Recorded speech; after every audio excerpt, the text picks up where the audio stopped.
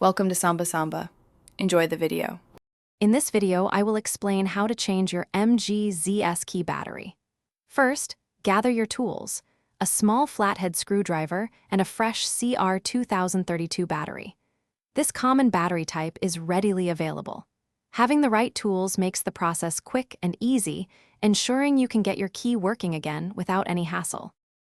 Now, let's open the key fob. Look for a small indentation or slot on the side of the key. Carefully insert your small flathead screwdriver into this slot. With a gentle twist, the two halves of the key fob should separate easily. Be careful not to apply too much force to avoid damaging the plastic casing. With the key fob open, you'll see the old battery.